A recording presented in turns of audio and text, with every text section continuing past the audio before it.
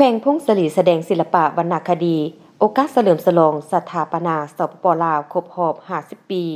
เนื่องในโอกาสเฉลิมฉลองวันสถาปนาสปป.ลาวครบรอบ50 ปีวันที่2ธันวาคม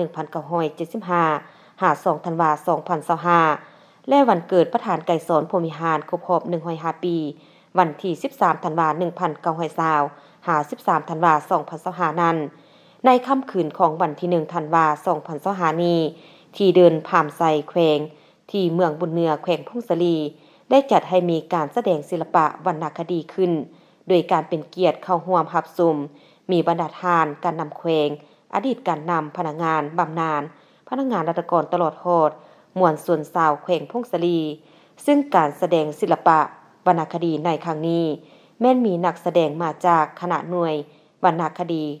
กองวิชาการวัฒนธรรมแผนกวัฒนธรรมและการท่องเที่ยวแขวง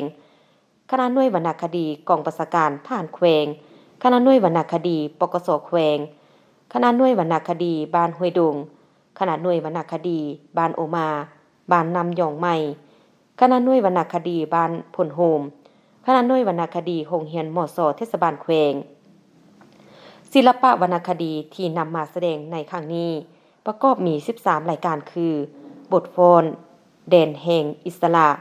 บทฟ้อนเผ่าอาคามวนซืนบทฟ้อนเฉลิมฉลองบุญเกลือบทฟ้อนเอิ้นอายเก็บใบซา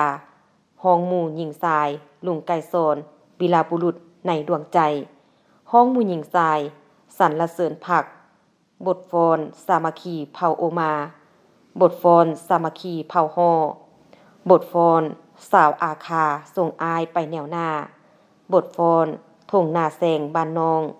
บทฟ้อนหมู่หญิงคณะโรงเรียนมส.เทศบาลแขวงบทฟ้อนเซินเที่ยวแดนจำปาบทฟ้อนยินดีต้อนรับซึ่งการแสดงแต่ละรายการแม่นมีเนื้อในเว้าถึงความอุดมหังมีสวยสดงดงามของธรรมชาติความอุดมสมบูรณ์ทางด้านวัฒนธรรมฮิตของประเพณีการดำรงชีวิตอันผาสุกห่มเย็นอยู่บนพื้นแผ่นดินอันแสนหักวิรกรรมอันอาจหาญภายใต้การนำพาของพรรคประชาชนปฏิวัติลาวที่ได้ปลุกระดมเอาประชาชนบรรดาเผ่าเด็ดเดียวลุกขึ้นต่อสู้จนได้รับชัยชนะ